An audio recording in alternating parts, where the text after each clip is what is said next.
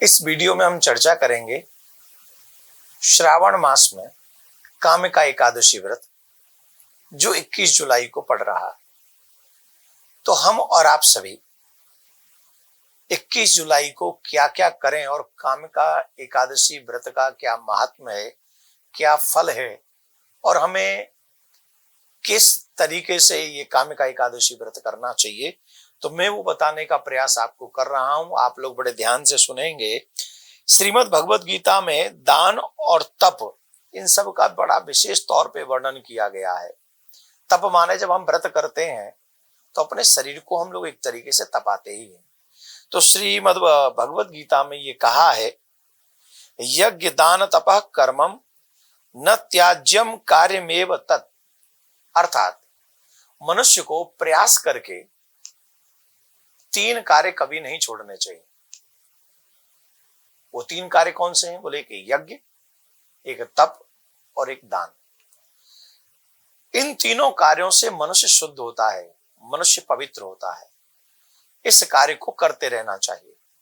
परंतु कलयुग में तो यहां तक कहा गया है कि कल काल में अगर हमसे यज्ञ थोड़े कम हो, तप भी थोड़ा कम हो, तो भी कोई बात नहीं है। परंतु हमको क्या करना चाहिए कि हमें कलयुग में दान से विशेषतः रुचि रखनी चाहिए। प्रयासरत रहकर जीव को दान करते रहना चाहिए। दान से व्यक्ति का चित्त शुद्ध होता है, वित्त शुद्ध होता है और फिर जीवन शुद्ध होता है। इसके लिए दान से कभी भी पीछे नहीं हटना चाहिए। और जो लोग दान करते रहते हैं उनका तो फिर कहना ही क्या है। और जो श्रावण मास की कामिका एकादशी का व्रत करते हैं, बहुत बड़ा फल है।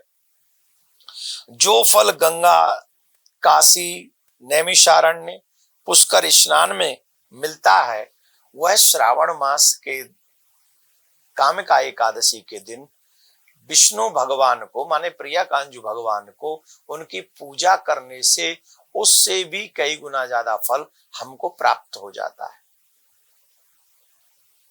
और भगवान कहते हैं, मुझे कोई सोने से नहीं ले सकता, मुझे चांदी से नहीं खरीद सकता, मुझे कोई संपत्ति से नहीं खरीद सकता, लेकिन तुलसी दल से मुझे खरीद सकता है। इस दिन प्रयासरत होकर मनुष्य को नारायण भगवान की सेवा करनी चाहिए। प्रातः काल जल्दी अर्ली वेला में उठना चाहिए। फिर स्नान के बाद संकल्प करना चाहिए और संकल्प के बाद में फिर भगवान विष्णु को स्नान इत्यादि कराना चाहिए। विष्णु माने अपने इष्ट को। अगर आपके इष्ट राम जी हैं तो राम जी को, प्रियाकांजू हैं प्रियाकांजू को, नारायण है तो ये सब एक ही है। तो अपने इष्ट को स्नान कराना चाहिए, धूप दीप नैवेद्य आदि देना चाहिए और फिर बहुत विशेष बात है, तुलसी दल अवश्य अर्पण करना चाहिए। कहते हैं जो मनुष्य श्रावण मास में भगवान का पूजन करते हैं उनसे देवता, गंधर्व, सूर्य आदि सब पूजित हो जाते हैं। आप जब भगवान का पूजन कर रहे हैं तो अकेले भगवान का पूजन नहीं हो रहा, भगवान के अंग में सभी देवता विराजमान है। वो सभी देवता आपके उस पूजन से पूजित हो जाते हैं। इसलिए भगवान की पूजा श्रावण मास में, और शिव की भी पूजा कर रहे हैं और नारायण भगवान की भी पूजा करनी चाहिए। अतः पापी से पापी व्यक्ति भी जो उनकी पूजा करता है तत्क्षण वह पाप मुक्त हो जाता है। हे नारद, स्वयं भगवान ने यह कहा है कि काम का व्रत से जीव कुयोनि में, अगर कभी बुरी योनि में चला भी जाए, गया हो, उसमें से फिर कभी दोबारा जो काम का व्रत कर लेगा वो किसी और बुरी योनि में नहीं जाएगा, उसका कल्याण होगा। भक्ति पूर्वक तुलसी दान भगवान विष्णु को अर्पण करता है, वे संसार के समस्त पापों से मुक्त हो जाते हैं। विष्णु भगवान न रत्न से, न मोती से, न मणि से, न किसी आभूषण से प्रसन्न होते हैं। भगवान विष्णु तो मात्र और मात्र तुलसी दल से प्रसन्न होते हैं। इसलिए तुलसी दल विशेषतः भगवान इष्ट को अपने को अर्पण करना चाहिए। एक और बात जो मैं आपको बता दूं, कामिका एकादशी की रात्रि में जागरण करते समय अपने मंदिर में या देवालय में जाकर निश्चित तौर पर एक घी का दीपक अवश्य जलाना चाहिए। जो मनुष्य कामिका एकादशी की रात्रि पर घी का दीपक जलाता है भगवान के मंदिर में रात्रि में, वह उसके जो पित्र हैं, पितृलोक में जो उसके पित्र हैं, वह पित्र अमृत पान करते हैं, स्वर्ग लोक में अमृत पान करते हैं, तथा जो भी वह तेल का दीपक या घी का दीपक जलाते हैं, वे करोड़ों दीपकों से प्रकाशित होकर सूर्य के लोक के लिए प्रस्थान करते हैं।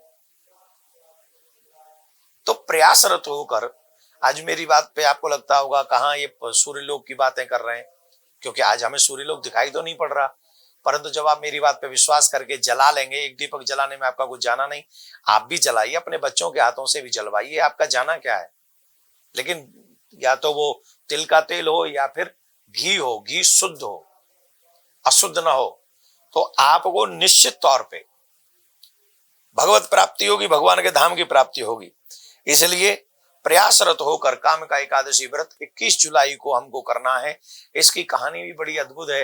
एक कोई बहुत दुष्ट प्रकार का बलवान व्यक्ति था, अब इसमें तो थोड़ा वर्णन दिया है, लेकिन आज के युग में जाति का वर्णन करना ठीक नहीं है। तो उस दुष्ट प्रकार के व्यक्ति ने बहुत क्रोधी था, बल भी बहुत था, उसने एक ब्राह्मण को मार दिया था। अब ब्राह्मण को मार के उसे बाद में पछतावा हुआ, करे मेरी तो मेरी ब्रह्म हत्या हो गई।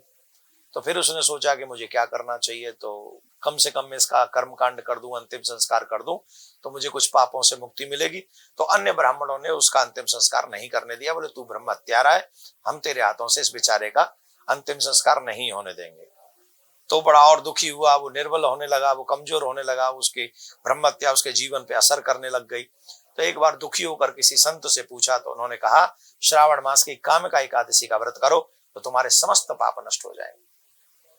तो संत की बात उसने मानी और कामिका एकादशी व्रत उसने किया, जिसके कारण जो है उसका वो पाप नष्ट हो गया और उसका उद्धार हो गया।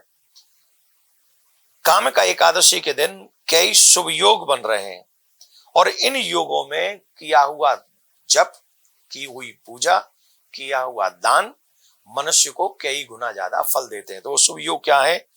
वो वृद्धि योग बन रहा है। मतलब यहां जो चीजें आप करोगे, भजन करोगे तो भजन में वृद्धि होती चली जाएगी, दान करोगे तो दान में वृद्धि होती चली जाएगी, अगर किसी ग्रंथ का दान करोगे तो तुम्हारे ज्ञान में वृद्धि होती चली जाएगी। ध्रुव योग, ये भी बहुत सुंदर योग है। सर्वार्थ सिद्धि योग, आहा क्या बात है, और अमृत सिद्धि योग, इतने सुंदर योग जो हैं कामिका एकादशी के दिन बन रहे हैं। तो आप लोग सभी इस व्रत को करें। और पारायण जो होगा, वो पारायण का समय रहेगा 22 तारीख को, और 22 तारीख को 5:41 से लेके 7:05 तक ये रहेगा। और फिर जहां जहां सूर्य उदय होगा वहां अलग अलग हिसाब से सूर्य के उदय होने पर यह स्थिति लागू होगी। तो इस व्रत को आप भी करें और अपने बच्चों से भी करवाएं, यही प्रार्थना करते हैं। राधे राधे।